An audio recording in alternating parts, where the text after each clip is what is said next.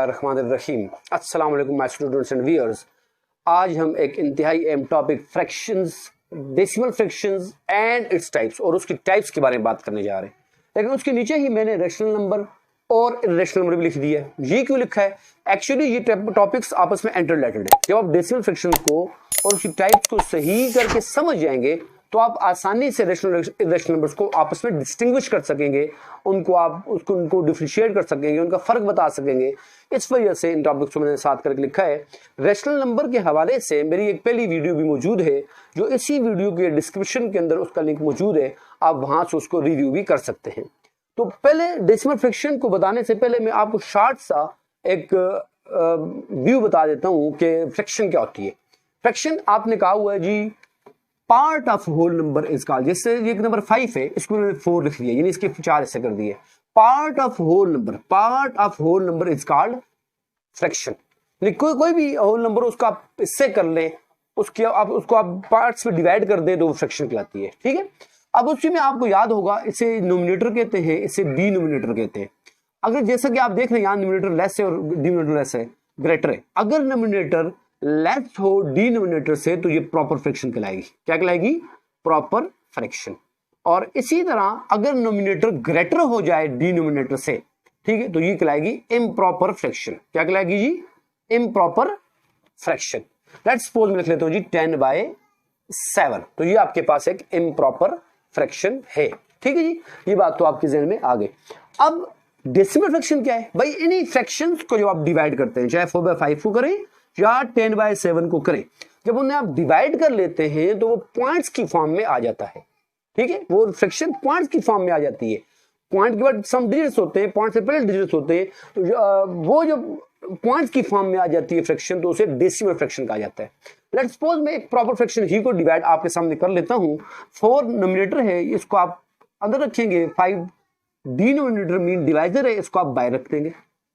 अब आप देख रहे हैं नोमिनेटर जो है, डिवाइजर जो है, डिविडेंड जो है वो डिवाइजर से लेस है। तो जब ये लेस हो तो आप पॉइंट लगा के 0 का इजाफा कर सकते हैं। अब आपने 5 का टेबल पढ़ना है, या तो 40 आ जाए या 40 से लेस आ जाए, तो जाहिर बात है वो आपके पास 8 ही है। आपको टेबल आनी चाहिए 5 8 40, तो 5 8 40 किया, ये खत्म हो गया नीचे से क्योंकि दोनों बराबर आ गए। इट मीन्स कि आपने जब 4/5 को डिवाइड किया तो आपके पास आंसर आ गया 0.8। ये 0 क्यों लिखते हैं? ये पॉइंट को शो करने के लिए, वैसे भी शुरू में 0 लगा सकते हैं। ठीक है, तो जिसको ये लिखने में 0.8 है, लेकिन पढ़ा ऐसे हो जाता है 0.8। ठीक है, अब ये मैंने क्या किया, फ्रैक्शन को मैंने डेसिमल फ्रैक्शन की फॉर्म में कन्वर्ट कर दिया सिंपल डिवीजन के मेथड से। अब ये कहलाती है डेसिमल फ्रैक्शन। अब चूंकि ये बेसिक क्लास है, इसमें जनरल बातें आपको बता दी जा रही है, तो ये भी अक्सर जोन में बच्चों के होता है कि 4/5 जो आपके पास है ये तो 0.8 में आ गया। क्या 0.8 को दोबारा 4/5 में रिकन्वर्ट किया जा सकता है? क्या डेसिमल फ्रैक्शन को दोबारा फ्रैक्शन में बनाया जा सकता है? जी हाँ, बनाया जा सकता है, और बहुत ही आसानी से के साथ। ये देखिए मैं 0.8 लिखता हूं, इज इक्वल टू, ये पॉइंट है, जितना ये जो पॉइंट होगा इसकी जगह आप नीचे 1 लिख देंगे। आगे जितने डिजिट्स होंगे उसकी जगह आप 0 लगाते जाएंगे। यहां पॉइंट के बाद एक ही डिजिट है 8, तो आप एक ही 0 लगाएंगे। अब ऊपर पॉइंट की जगह 1 लिख दिया, लिहाजा यहां पॉइंट लिखने की जरूरत तो नहीं है, सिर्फ 8 लिख लेंगे। ये आ गया 8/10। अब ये 8/10 एक्चुअली 4/5 ही है। ये 8/10 इक्वल फ्रैक्शन ऑफ 4/5 है। कैसे? आप देखिए दोनों के अंदर अगर आप देखें तो दोनों 2 के डबल पे कैंसिल हो रहे हैं। 2 4 8, 2 5 10, तो ये देखिए वापस 4/5 ही आ गई। तो ये आपने एक डेसिमल फ्रैक्शन को फ्रैक्शन में कन्वर्ट कर दिया। तो यानी फ्रैक्शन को डेसिमल में कन्वर्ट किया जा सकता है और डेसिमल को फ्रैक्शन में भी कन्वर्ट किया जा सकता है। सिर्फ आपने करना क्या है, पॉइंट की जगह 1 लगाना है और उसके बाद जितने डिजिट्स हैं उनकी जगह 0 लगाते जाना है। हाँ, अगर वो अगर ये बात भी ध्यान रखिएगा, चूंकि कंसेप्चुअल क्लास है, अगर यूं होता 0.80 तो इस 0 की जगह आप 0 नहीं लगाएंगे, याद रखिएगा। ठीक है, यानी इसको आप यूं लिखेंगे 1 0, इस 0 की जगह 0 नहीं लगाएंगे। ठीक है, क्योंकि अगर 0 के बाद कोई नंबर ना हो तो उसकी वैल्यू नहीं होती। हाँ, अगर केस यूं हो जाता 0.801 तो फिर याद रखिएगा इस 0 की वैल्यू दरमियान में आ रहा है, इसको आप 1 लगाएंगे, आगे 1 2 3, ये पॉइंट खत्म हो जाएगा और उसके आगे 3 डिजिट आ जाएंगे, 801/1000 हो जाएगा। तो ये तो आपके पास पॉइंट्स फ्रैक्शन को डेसिमल फ्रैक्शन में और डेसिमल फ्रैक्शन को फ्रैक्शन में कन्वर्ट करने का तरीका था। ये तो आपके पास डेसिमल फ्रैक्शन की डिफिनेशन और किसी हद तक उसकी एक्सप्लेनेशन आ गई। अब हम उसकी टाइप्स के बारे में आते हैं कि उसकी टाइप्स हैं डेसिमल फ्रैक्शंस की टाइप्स पर। 4/5 लिखा हुआ है, आपने अभी इसको डिवाइड किया है, आपके उसमें आपने देखा 0.8 आता है। 10/9 को डिवाइड करें, देखिए क्या आता है। ठीक है जी, तो चूंकि 10 को आप अंदर रखेंगे, 9 डिनोमिनेटर को एज ए डिवाइजर हमेशा लिया जाता है। तो जब आपने उसको डिवाइड किया, 9 का टेबल पढ़े, 9 का टेबल पढ़ेंगे, 10 आ जाए या 10 से कम आ जाए तो ज़ाहिर बात है वो 1 ही है, तो 9 1 ज़ा 9। ठीक है, अब 10 में से 9 गए, क्योंकि ये प्लस है माइनस हो जाता है या डायरेक्ट माइनस लिख लेते हैं। ठीक है, तो ये 1 बच गया। अब यहाँ पॉइंट लगा देंगे, क्योंकि 1 जो है वो 9 से छोटा है, इसलिए पॉइंट लगाया, 0 का इजाफा हो गया। फिर वो 9 1 ज़ा 9 करेंगे तो ये आपके पास 9 आ जाएगा। फिर आप 10 में से 9 सेपरेट करेंगे तो यहाँ 1 आ जाएगा। अब पॉइंट के बाद दोबारा पॉइंट लगाने की जरूरत नहीं होती तब तक जब तक कि आप एक 0 का इजाफा करेंगे। अगर आप एक एक्स्ट्रा 0 का इजाफा करेंगे तो फिर आप ऊपर भी एक एक्स्ट्रा 0 लगाएंगे, लेकिन यहाँ फिलहाल ऐसा केस नहीं है। ठीक है, वही 9 1 ज़ा 9, फिर आपने किया 1, फिर 0 लगाया, फिर 9 1 ज़ा 9, तो ये आपके पास थ्रू आउट कंटिन्यू रहेगा। It will not be finished, ये कभी ख़त्म नहीं होगा। यानी आप डिवाइड करते रहें, 1.11111 ही आता रहेगा and it would be continue. अब एक और फ्रैक्शन में लिखी हुई है 22/7। ठीक है, पहले मैं एग्जांपल्स दे रहा हूँ, फिर मैं आपको बताऊंगा कि क्या सूरत हाल आती है। ठीक है जी, 22/7। अब मैं ये लिखता हूँ, देखिए जी, ये आपके पास 22 आ गया और यहाँ से आप 7 को इधर लिखेंगे, ये 7। ठीक है, इस पर आप करें डिवाइड तो वही ज़ाहिर बात है 7 का टेबल बने 22 आ जाए या 22 से लेस आ जाए तो आप कहेंगे 7 3 ज़ा 21। ये देखिए जी, तो यहाँ से कितना बच गया, 1 बच गया। अब ये क्या है जी, 7 है, ये क्या है, 1 है, लेस है, पॉइंट लगा दी किया तो आपके पास 7 1 ज़ा 7 और यहाँ से 3 बच गया। पॉइंट लगाया हुआ है, लिहाजा आप 0 लगा सकते हैं। जब आपने दोबारा 0 लगाया तो ये आपके पास यहाँ से ये 30 आ गया। अब आप दोबारा पढ़ें, 7 4 ज़ा 28, मतलब पूरा जैसे डिवीजन का प्रोसेस है आप इसे कंटिन्यू करते रहें। यहाँ से 2 बच जाएगा, फिर 0 लगाएं, 20 से लेस आना चाहिए या 20 आना चाहिए, जाहिर बात है लेस आएगा, 7 2 ज़ा 14, 6 आ गया, 0 लगा दें क्योंकि उससे लेस है, जब तक लेस होगा तब तक लगाते रहेंगे। आप देख रहे हैं कि इट इज़ कंटिन्यूड प्रोसेस, ये रुकेगा नहीं। आप जितनी डिवीजन करते रहे ये डिवाइड होता ही रहेगा, 3.1425 3.142857 और सो एंड सो फोर्थ, ये ख़त्म नहीं हो रहा। तो आपके सामने ये 3 मुख्तलिफ तरह की डिवीजन के बाद डेसिमल फ्रैक्शंस को, जब आपने फ्रैक्शंस को डेसिमल फ्रैक्शन में कन्वर्ट किया तो 3 तरह की डेसिमल फ्रैक्शंस आई हैं। एक वो आई है, एक फ्रैक्शन जिसको पॉइंट के बाद लिमिटेड नंबर्स आए हैं और वो वहाँ के उसका एग्जैक्ट डिवीजन हो गई, जो कि हमने पिछले एग्जांपल में की थी। एक वो आया कि जिसमें आपके पास पॉइंट के बाद कंटिन्यू रिपीटिंग टर्म्स आ रही हैं। एक आपने डिवाइड किया तो जिसमें आपके पास पॉइंट के बाद जो टर्म्स आ रही हैं वो नॉन रिपीटेड आ रही हैं। इसी बेस पर हम कह सकते हैं कि आपके पास 2 तरह की बेसिक डेसिमल फ्रैक्शंस हैं। इसको देख लें, ये जो आपके पास ये जो आई है ना जिसमें लिमिटेड है, कि यानी आपके पास पॉइंट के बाद डिजिट्स काउंटेबल है, काउंट किए जा सकते हैं आप। अब इसमें भी एक और बात है कि पॉइंट के बाद डिजिट काउंट किए जा सकें, इसकी क्या कोई स्पेसिफिक रूल, स्पेसिफिक ट्रिक है? जी भाई बिल्कुल है। देखें ये नीचे 5 था, तब ये पॉइंट, मैं आपको पहले ट्रिक बताया तो फिर आगे चलूँगा। कोई भी डिनोमिनेटर, अगर किसी फ्रैक्शन के भी डिनोमिनेटर में 5 आ जाए या उसकी कोई भी पावर आ जाए, 5 आ जाए या उसकी कोई भी पावर, जैसे 4/5 कर ले, पावर से मराद लेट्स सपोज ऊपर जो भी ऊपर कोई कुछ नहीं है, 25 कर दे, 5 की पावर है ये भी ना, ठीक है। या आपके पास ये 3/25 पे फिर 5 की पावर 125 कर ले।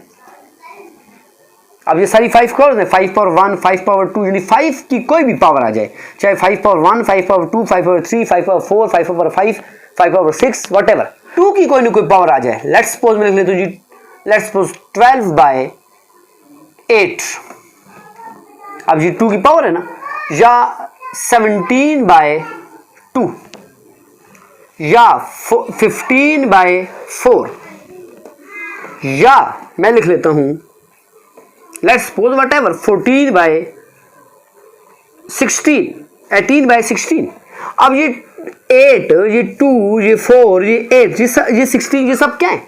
ये सारे के सिर्फ 2 की पावर्स हैं। जैसे 2 पावर 1 2 होता है, 2 पावर 2 4 होता है, 2 पावर 3 8 होता है, 2 पावर 4 16 होता है, so on and so fourth. यानी 2 की कोई ना कोई पावर आ जाए तो भी इस केस में भी लिमिटिंग, आपके पास पॉइंट के बाद काउंटेबल डिजिट्स आएंगे, लिमिटेड डिजिट जिनको आप काउंट कर सकेंगे, जिनको जो खत्म हो जाएंगे, जो टर्मिनेट हो जाएंगे।